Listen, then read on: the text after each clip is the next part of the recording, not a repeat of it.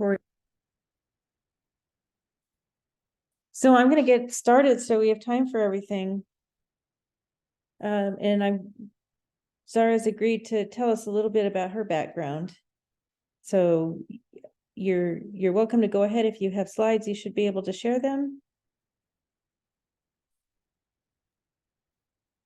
Yes, I have some slides. Cool. And when new people come in, I'm just gonna try to get a quick presentation from them just so we can understand what kind of skills and experiences they're bringing.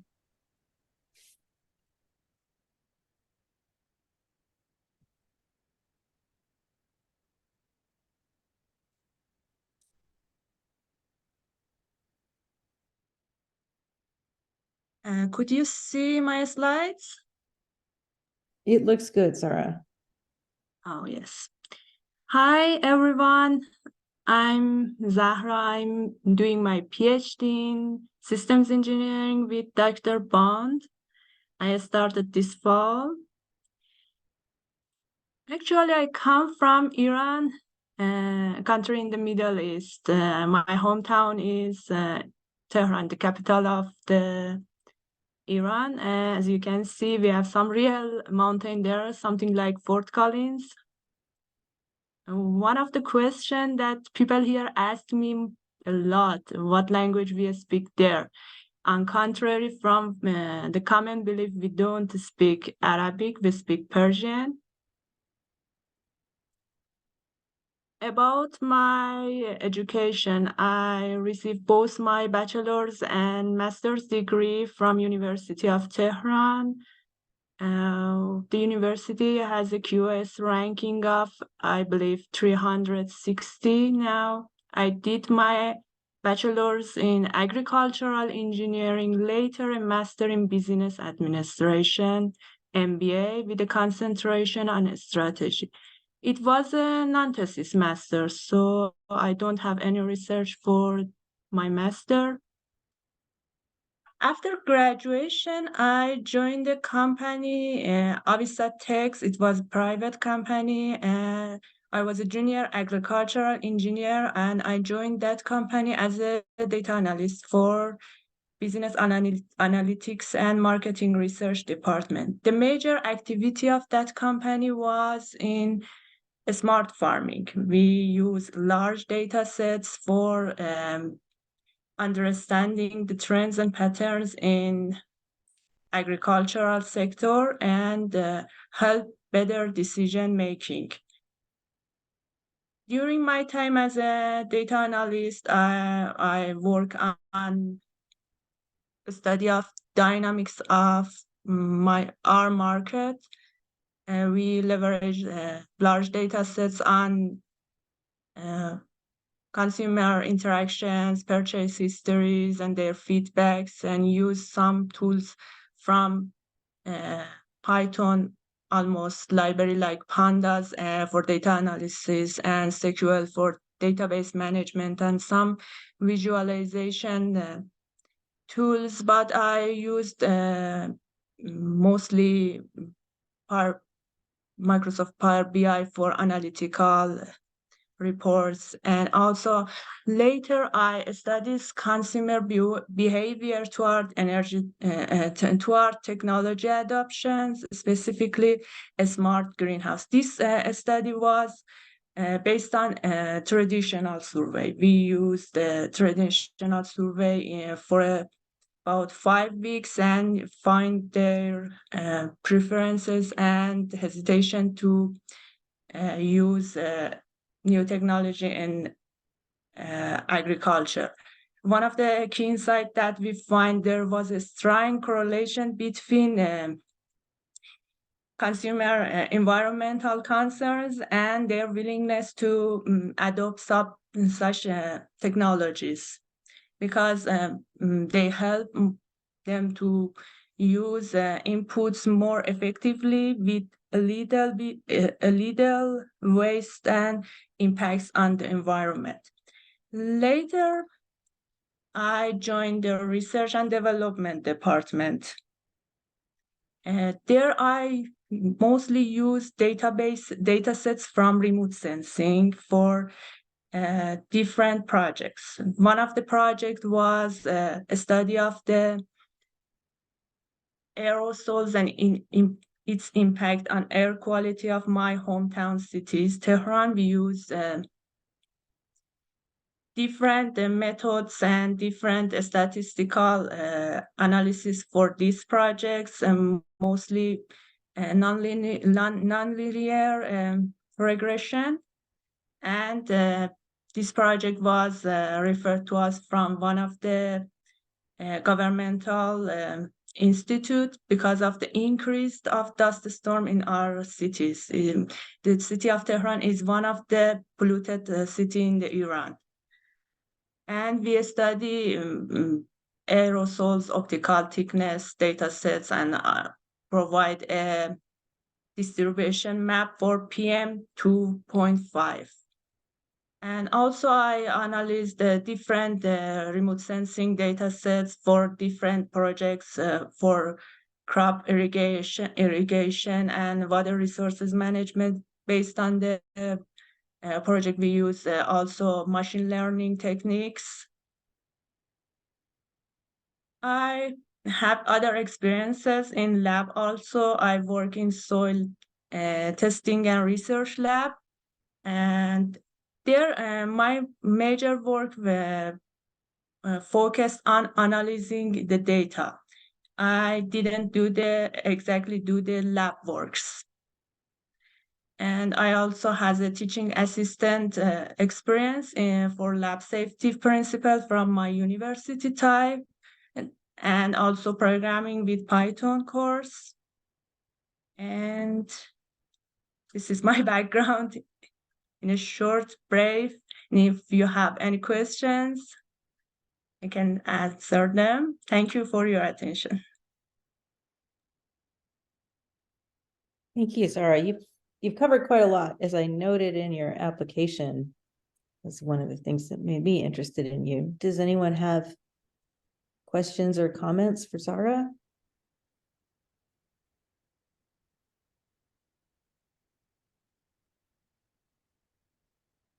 How bad is the air quality in Tehran? Pardon, I didn't hear your questions. I was just asking how bad is the air quality in Tehran? In terms of qualitative or levels. quantitative? I guess qualitative compared to what you know about cities here In in the winter, US. it gets worse, and to the point that they closed many how could I say? They closed the schools in winter.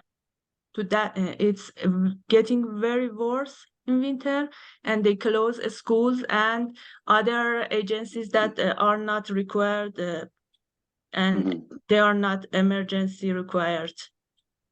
To that point, and they ask people don't go out, because the people that may have respiratory or heart diseases may be affected due to the air pollution. What's the PM level? In fact, excuse me. It's in fact because of the geographical position of the city.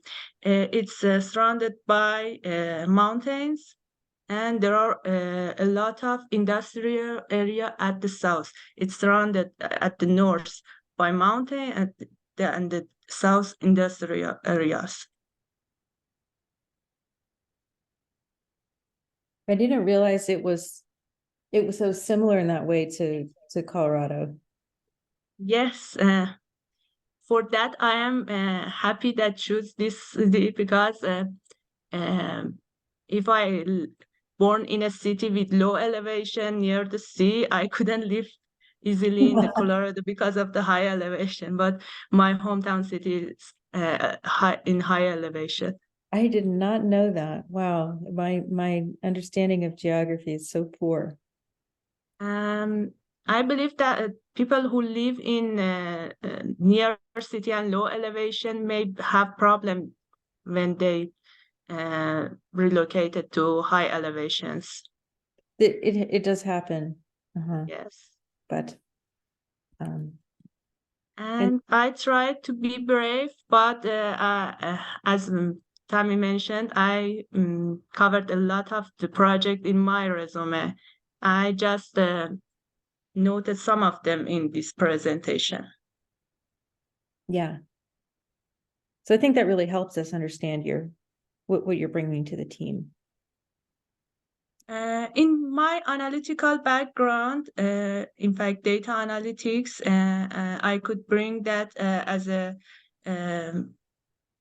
tools and as an understanding to this team for using analyzing and interpreting large data sets for data-driven decision making. And also I have some machine learning experience that help to find trends for surveys and qualitative data. And I also have some background in business administration, that also to understand some economical aspects of our project. I think that's always useful.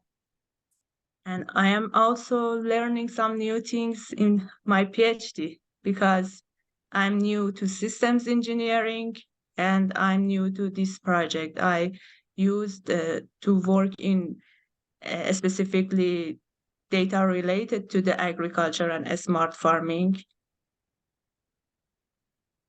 And yes. And I think I like bringing people with skills from other applied spaces, because I think that sometimes some things will come up that could be translatable, but haven't been translated yet. So I'm hoping to see some of that come forward. I want to note that Christina has joined us. Christina is a postdoc working with Narasimha briefly. Christina, we'll give you a chance to bring forward your background. Maybe you could take a minute to introduce yourself, since many people haven't seen you yet. Yes, sure. Hi, everyone. Nice to meet you all online. So I'm Christine. I'm a postdoc at the Harvard Kennedy School right now. My background is in environmental engineering. I focused during my PhD on electric vehicle charging mechanism, both behavior and control strategies and how those work together. And now I'm taking a more comprehensive approach on electrification, I would say. So in addition to EVs, also looking at heat pumps, and not only integration, but also adoption. So what policies could work for heat pump adoption, basically. Yeah, and I'm excited to be part of the project. Great. And then I wanted to take the rest of the time to talk about Chris's interviews. Chris, we're putting the spotlight on you. Sorry about this. But Chris and Ryan together had a sampling strategy. And I don't know if you want to describe that strategy a little bit, Chris. And like many campaigns that reach out to people, there's not been a high return. And so I wanted to open up the floor to decide or to bring forward ideas of what we should do going forward. And I recognize that it's a detriment that we don't have Ryan here. Ryan is going to be in and out because he's currently on parental leave. So the fact that we ever see him is a boon for us. And so we're going to have to move forward in his absence sometimes, and then try to catch him up so that we don't miss too much communication with him. So Chris, do you want to say something about what your original sampling strategy was and what happened? I think this has been brought up before, but maybe just a recap would be useful. Sure. So to start out, and admittedly, Ryan would explain this probably a little more clearly than I would, but we're using a public data approach at first. And so he is able to use public records to access people who have made certain energy related changes in their home. So for example, of the first, I believe the initial set of contacts were numbering around 150, a little less than that, between 100 and 150 households. Most of them appear, at least in the public data, to have been focusing on having some kind of HVAC system put in place. Anybody who made these certain types of changes within the past year would have shown up in this database as long as they went through the legal, more bureaucratic coding process. So as long as the permits were pulled, then they would show up in this database. So typically speaking, I guess on average, the households that show up, the typical scenario is that they went through a contractor, the contractor pulled the permit, their address shows up in the system along with the homeowner name, or name of the homeowner, and using that information, then I sent out a letter requesting participation in the study. So at this point, again, he's given me contact information for between 100 and 150 households. I sent out one letter, which led to ultimately a total of 2 interviews. Then we sent a follow-up letter, more or less the same thing, but a second attempt to get them to participate. One person contacted me in that follow-up, so we've had 3 interviews conducted, and I believe that he had a goal of providing me with another wave of contacts,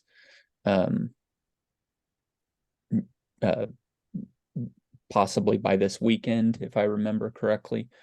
And I'm he's coming in now, so maybe he can talk a little bit more about that. But so far, that's been our approach. Hey, Ryan, so glad you're here. Sorry, I'm late. Are you okay? Wow. I'm trying not to get Marin sick, so life's kind of weird, but Oh, gosh. Okay, well, I appreciate you coming to the meeting under such trying circumstances.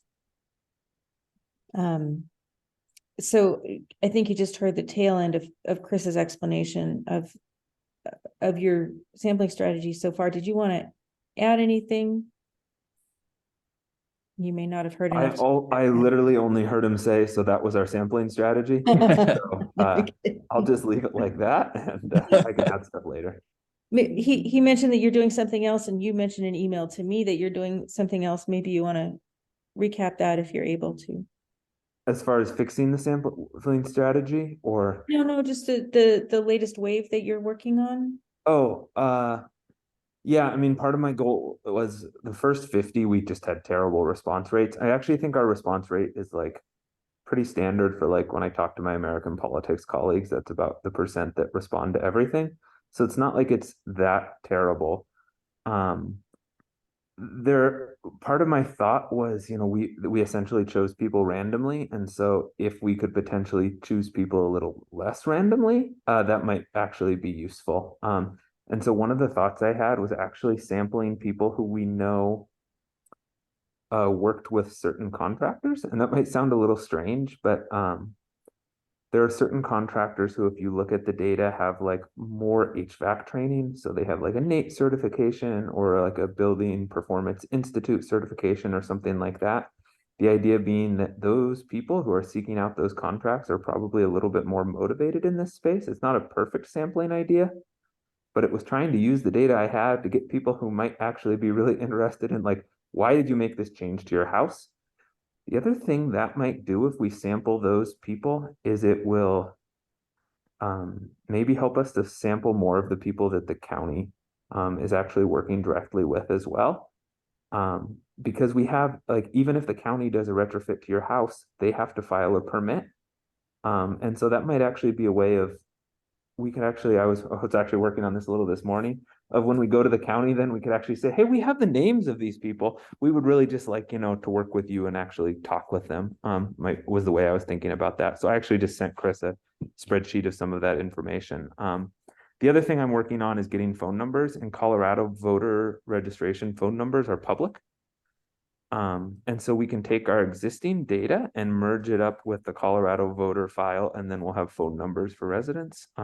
Obviously, that doesn't work if you are not a citizen. But if you are a citizen and you are registered to vote and you put your phone number down when you registered, it should be link upable by address, which is a little creepy. It was like $100 for all of the phone numbers for Colorado. They're supposed to be in the mail on their way to CSU. So just a question, how are you expecting them to respond to your letters? Did you give them a phone number to call in case they were interested in being interviewed? And then your follow-up was also by a second letter, right? That's what you Yeah, did? that's how it worked. Yeah, they were provided with my number, and yeah, that's how the people who have participated so far reached out. They also had an email address, but they either texted or phoned me. Just wondering how a lot of people just didn't get around to it, but if you just talk to them, that they may respond, and that's why the phone calls may be really useful. I don't know if it's appropriate or inappropriate, but it seems to me that you'd get more responses from just following up with phone calls.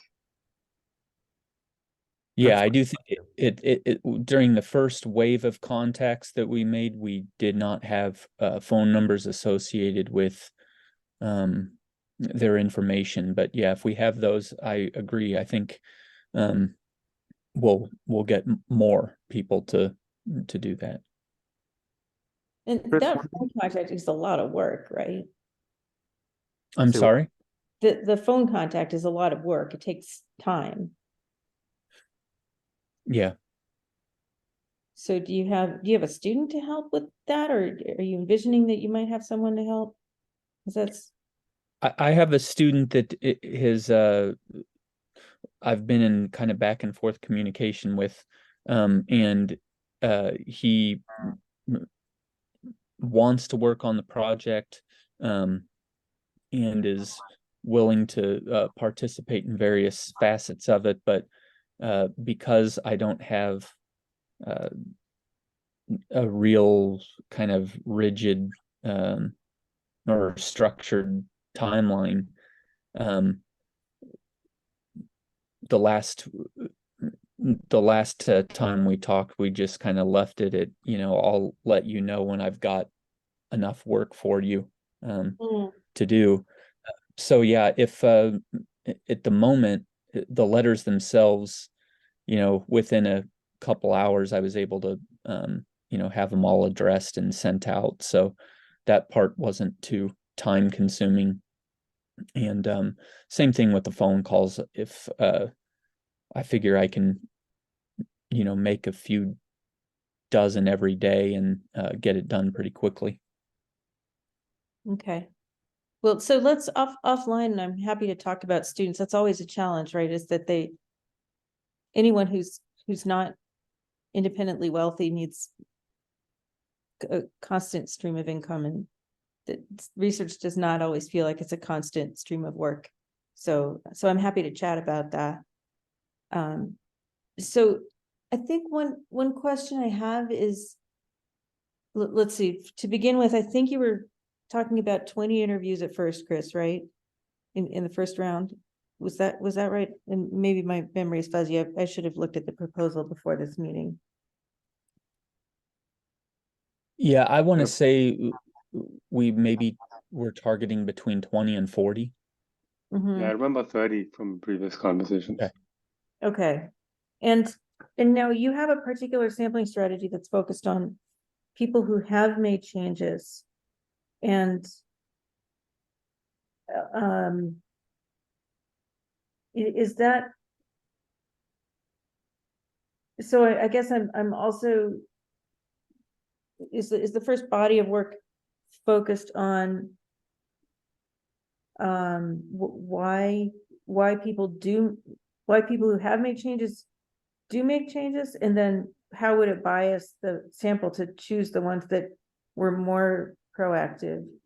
And then a follow-up question is there to be any investigation of people who are limited from making changes? And then, of course, it's hard to access them. But then I think that's where we were thinking of communicating with the health department. So my question was very fuzzy and broad. I'm not sure if I gave you something to answer, but maybe your thoughts on the group of people you want to sample and who you feel would be included and what the goal of that body of interviews would be. Maybe we can start with that. Can I jump in on part of that? So like the propensity to like who we think might be more proactive. My thought there was actually not to, I didn't like, this is gonna get way into the weeds, but what I tried to do is actually say, like, if we take neighborhoods of Pueblo, are there neighborhoods where we see more people using those quality installers than we would expect, just given the nature of Pueblo? And then sampling actually people within that neighborhood. So it wouldn't purely be just like, oh, they only use quality installers. It would be, we see people in this region are using more of firms who have like a certificate from the Building Performance Institute or something like that. And so we'd still have everybody in our sample. What we'd essentially be trying to explore is what's the error that's getting people to be more motivated in that way. Just if that's valid, I don't know. I think I'd need feedback on that, but that was my thought. I totally need you guys' help on validity, because I assume that it's, well, everything's valid for a subset, right? Mhm. It might just be valid for that one person, and then we hope it's valid for more than that. So, well, I guess I'd like the whole team to know what validity you're seeking, because I think people are eager to take results from and themes that are going to come out of your interviews, and we want everyone to be clear on what it's producing. Yeah, I can touch on that a little bit. You know, I guess I look at this as in almost a set of stages, and one recruitment strategy targets one kind of homeowner, and another strategy might be targeting a different kind. I think the one we're starting with is very clearly oriented toward, or at least it's intended to capture people who we know have made a change, and we want to find out what drove that change, right? So that's very different than targeting people, for instance, who we don't know whether they've made a change or not. And I think we intended to get there eventually. The proposal certainly indicates that we also want to better understand people who don't make changes, what prevents them from doing so.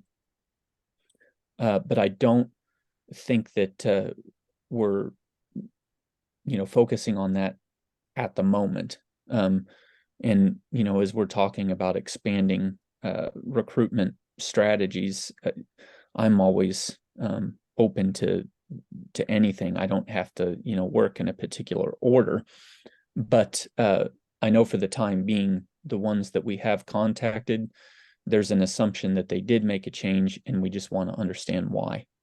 Mm-hmm. Mm-hmm. And they proactively sought that change, and hired a contractor, and again, with the exception of the second one, the second interview was not like that, but those cases, those outliers are interesting as well. But in the third one, that person had a swamp cooler and wanted a high vac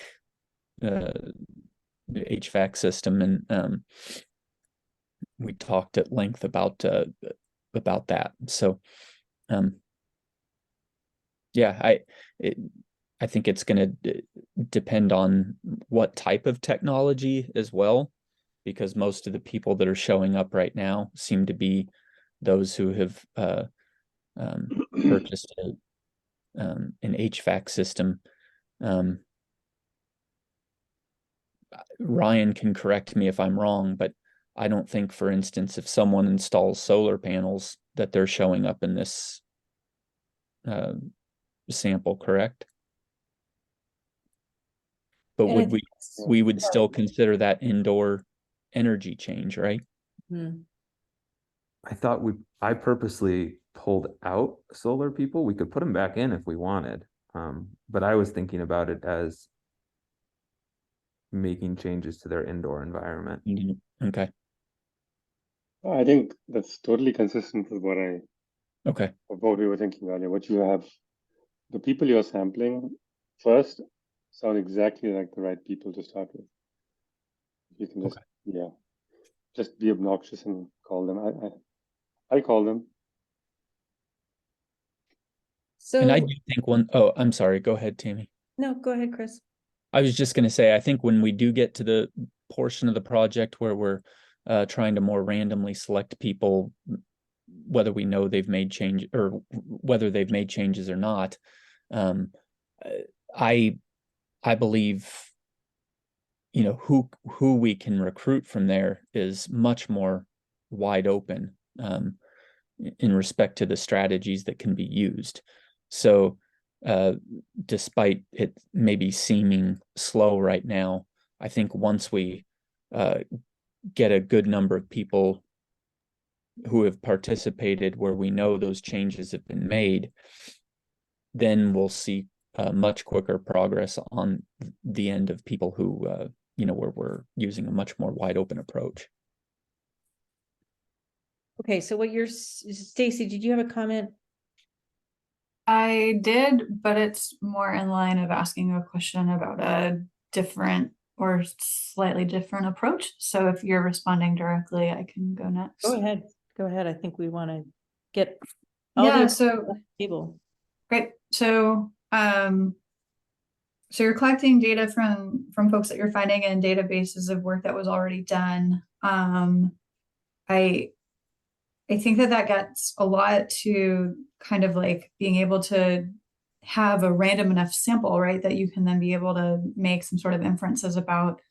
I'm also wondering, and I don't know if that gets weakened by attempting to create relationships or build relationships with HVAC companies who are working with current customers that are interested in creating change in their home. And through that partnership, being able to reach their customers while they're in the midst of making these decisions or only very recently making these decisions. I don't know if that decreases the validity of the study or reduces the randomness of the sample, but I feel like by creating these partnerships with an HVAC company, you've already identified some that you're looking at, you know, targeting ones in the sample, right? Because there are BPI or having additional like credentials in the more advanced HVAC field. I don't know. So that's my idea. Mm-hmm. I think it's a good one. And there are several companies that when Ryan pulled the first wave of data, you know, one, for instance, that pops up every single time, it's the same company we use for heating and cooling in our house, but Arbuck is kind of the local long-standing company, and that could be one to contact with. So then, I think, Ryan, you had mentioned this idea as well of looking or kind of looking at the quality installers and seeing who was accessing them, which was it's not the same as going to those installers. But what do people think of? I don't know if the respondents get preferentially sampled from certain installers, is that a good thing? Does it decrease validity? I'm not very good at this. I don't have a background in sampling theory, so I need help. I think it makes the most sense if we do it Stacy's way and we talk to the installer, because then it becomes like we had a partner. Mm-hmm. Part of what I thought we could use the data to do isn't necessarily to argue that we're going to sample based on the data, but hey, this information is already public. Like, what we really want you to do is like work with us in recruitment of like, when they install, we prepare a card for them that says, hey, if we can talk to you about why you did this, you get a $20 gift card. And so it's less that like we're going to sample, but more we say, hey, we already have this information. We know that you go to Arbuck and say, we know, for example, they've installed like a quarter of all the systems in Pueblo. And like say, hey, we'd love to work with you, and then use that going forward. I actually think we could do both, because I've like purposely like have the data set we have as a historical data set, and that would be very different than like a forward-looking sample. And it's possible we could continue both of those paths then, and then like have two different samples. I think that puts a lot of work on Chris, and so as the person in Pueblo, and so that's like my concern with that approach, I think. Mm-hmm. But I think we can also, we can back Chris up, right? There's some work that has to be done locally.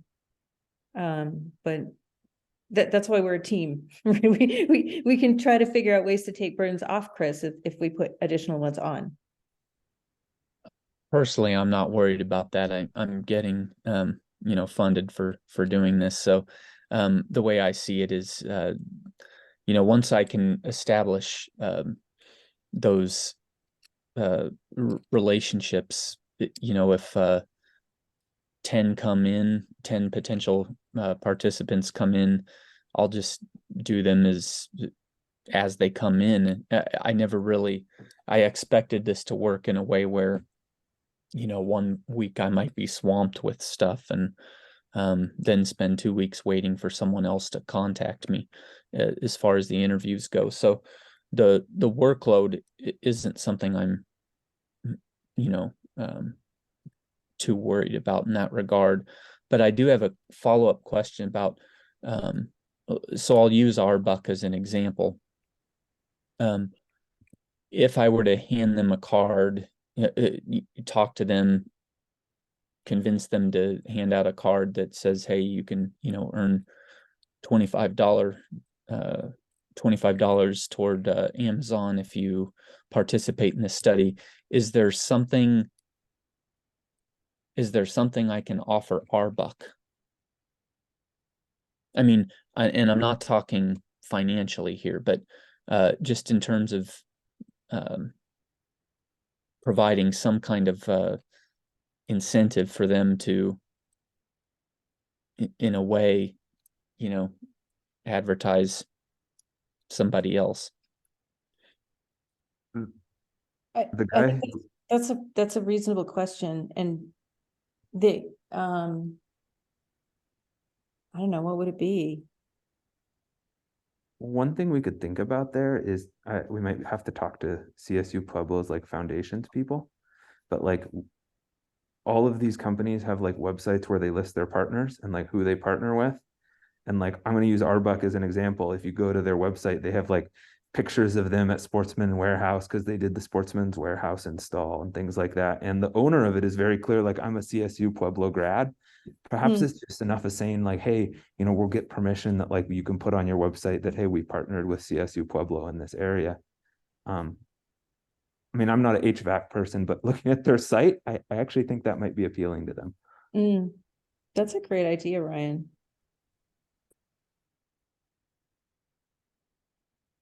So I want to, so this sounds really promising. And we can follow up on this offline. I want to cover a couple of other things. One is that Chris, was it Chris or Ryan? I can't remember, sorry, that you had originally mentioned some relationship with the county, and I want to acknowledge that I never circled back with them and need to do that. That's really on me. But is there an indication of whether the county has supported some of these activities? Do we have that knowledge? I personally have not been in touch with anyone related to the health department. I know we had there were discussions that were had last year around this time, I believe. Yeah. But those times I was teaching, so I never had direct contact with them. But as you know, Tammy, I've met Aaron before, Yeah, Martinez, so I can also reach out to him. I just wasn't sure whether I wanted to wait until I could have a more immediate follow-up with him. So I didn't want to send an email to him and then, wait 6 months before I for made sure. use. Well, like we did. Well, yeah, just so that way, at that point in time, it would be good to be able to focus on his program or their program only. Right. And I'm not clear on whether they have any retrofit programs through the county. It sounds like they're extremely under-resourced, and that isn't one of the things they cover. And so for the rest of you folks here, this is one of the reasons that I was really interested in including Pueblo in the sample, because many of us work in Fort Collins, and Fort Collins has more capacity in their city than any other city I've seen. And then we get this, I think as Ryan said, it's a unicorn, right? There's nothing that's like Fort Collins, right? And Pueblo is probably much more representative of what many cities and towns experience. And in where people may know it's important, but they don't really have access through the county or the city to be able to make changes or even learn about them. So I do want to pursue relationships with the county and the health department because they're there.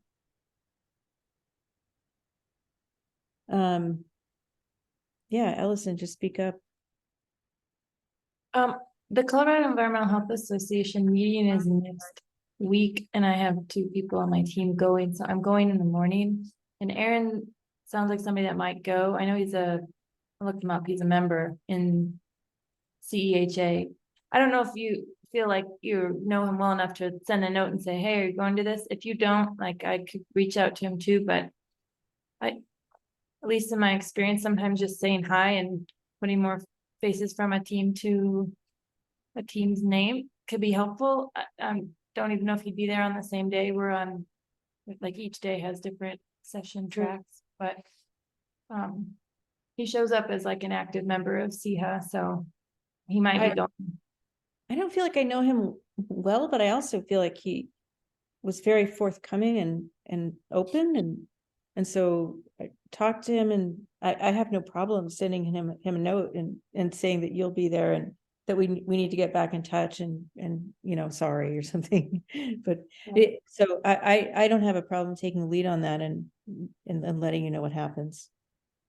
Yeah, I'm not sure it's all that valuable, but it just came to mind that association is often attended heavily by departments of public health at the county level.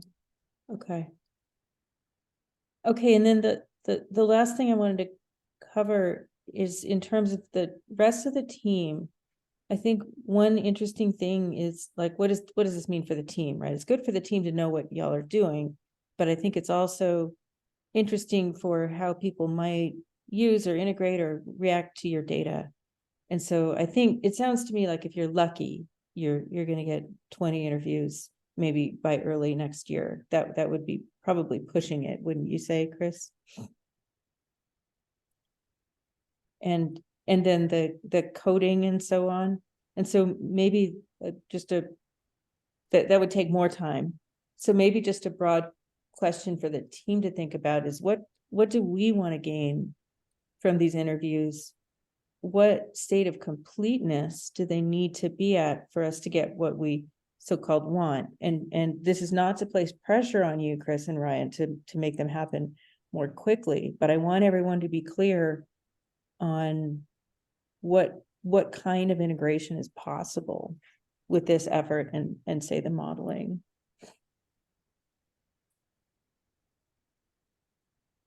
Go ahead, Chris. Well, I do believe, I know given the number we have completed right now seems far away from 20. I feel like just depending on the method being used, something could open up a pretty big wave pretty quickly of interviews. And so, I'll contact the people that Ryan provided me contact information for. That'll happen this week. I'll contact Arbuck and start to I believe they'll be fairly open to the idea. They've always been a pretty reputable company here. It sounds like they'd be if they're sort of advertising the relationship in a sort of way with CSU Pueblo, I think they are going to probably be open to it, especially if it doesn't require much effort on their end other than for their installers to hand a card over. So, if both of those approaches are used at once, if 10, 15 people respond through that could happen pretty quickly and wouldn't make 20 overall impossible by the end of the semester. So I'm not overly discouraged at the particular moment. If we were at Thanksgiving and still at 3, then I would say, yeah, it's probably unrealistic. But I don't think it is quite yet. Okay, well, I didn't feel like it was unrealistic, but I felt like optimistically completing it by the end of the year is it's right. It's not impossible, but it's ambitious, right? Yeah. And maybe just to hear from people like Narsima, Kartik, Raidul, even though you're far from this, what promise do you see in the interviews? How would you use it, or how do you hope it's going to feed your work? Yeah. So, we're looking for some hypotheses for why people are making these changes, right? And specifically, if something about how they characterize their well-being differently than what we've seen in the literature. Because from everything that we've seen, there's some factors that people are come up over and over again. But one consistent theme from my reading is nobody really asks about well-being. And we don't really have any kind of hypotheses about well-being other than just the most obvious, comfort levels. Did your equipment break? Was that a reason why people made a change, or did the costs go up? But other than that, people are not asking about other aspects of well-being that may be implicated. And so, to me, there could be many. The sample size is too small to say anything is really generalizable. That's not. I wouldn't be so concerned about, if it's 20 or 30. If it's just 5, then sure, that could be too random. But I'm assuming, let's just say we get 20. To me, one possibility is you just get more confirmation of the same thing we've seen in the literature, but we have specifically asked about well-being, unlike the previous literature. So that to me is really useful. We're finding confirmation about the factors that are driving those decisions, and it's not because somebody didn't ask me about something. That's useful. The second thing is, if having been asked specifically about different aspects of well-being, they do say something different than what we've learned before, then the question is, how many people, say the same thing? Do we end up with consistent answers, or do we end up with 5 different answers from 8 people or 8 households? I'm not sure how we would deal with that, but to get something new that's well-being specific, and if there's a good percentage of those you spoke with that had that similar answer, that would be useful. It doesn't mean it's generalizable, because that could be because of particular circumstances in Pueblo or whatever.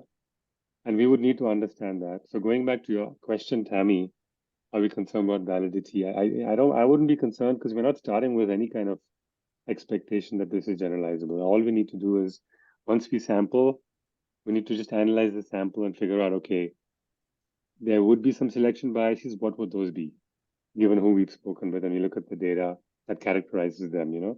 Is everyone, someone who owns a home for more than 20 years? But even that is useful information. So yeah, so I guess just to summarize, two things to me: it confirms previous hypotheses that would be very useful, because you've asked about well-being, and the second is, if there are new things that come up, it may be really useful, especially if there's a pretty good percentage of people who have consistent responses. So that's helpful. Thanks. Yeah, if I can add a few things to it, what Nasim has said. So I have been talking with Tammy for the last month about different actors or agents we are thinking about on overall decision-making process. And based on the literature that we have done so far, most of them are hypothetical or making generalized assumptions. So besides well-being factor, we are also thinking about the strength of the contribution that this survey will make and impact, like in kind of like if social influence was a factor on people's decision-making choice, or did they get help from government organization? Was that an influencing factor? If they got help from different organization, what are some of the important influencing actor in that perspective? So having that data-driven decision-making process will have a huge impact on what we are trying to achieve. So whatever hypothesis we can extract out of those survey, that will go a long way to really embed those research hypotheses into our model. So that's something I really envision in the future. Thank you. Yeah, I had a question. Well, yeah, Karthik, I don't know if you wanted to add anything or not. I just was curious. I mean, you've done 2 interviews, right? I mean, were you surprised by anything already? Like, how did they go? Yeah, no, I mean, I wouldn't say I've been necessarily surprised, but the last one I talked to did focus quite a bit on the challenges that she experienced with the contractor itself, because it went out of business, and so there was a problem, and she's had incredible difficulty getting routine service done, because she paid for this warranty, and now this thing is no longer, the business is no longer there, and so a little bit of frustration. But again, she went from a swamp cooler to the HVAC system, and talked about how much better it is because she works from home, and given that she lives in Pueblo and how hot it normally is throughout the year, she feels way more productive at work. And so there were a lot of factors just beyond the cost that drove this decision, and certainly more than just everyday comfort or physical temperature. There were a lot of in a way,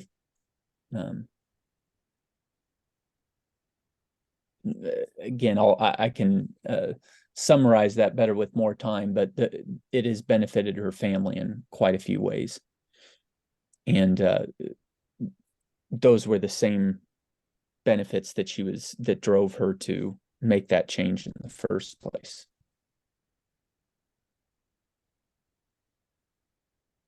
Yeah, that sounds really interesting. And it's so much more compelling when there's stories instead of just numbers. Definitely. it does raise to me also the question that it's very interesting to distinguish people's ex post experience from their initial drivers, because you yourself said, that she had some experience with the system, but it also confirmed stuff that initially drove the decision. And it's really useful to distinguish those two, because people will always want to justify the decision ex post, but understanding where they were before they knew the new system is useful. And if they had a change, maybe they expected something but got something different. Thanks. We're close to time. And we should have been finished by now. Kartik, I noticed you haven't been given a chance to say anything though, so I'll let you have the last word if you want it.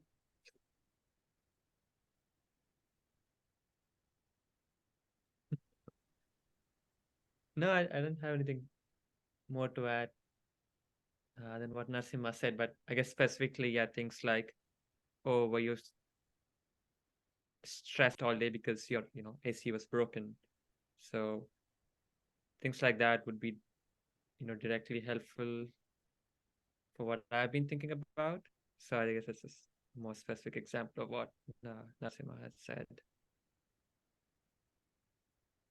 Okay. Sort of connecting, overall well-being to energy and security. So. All right.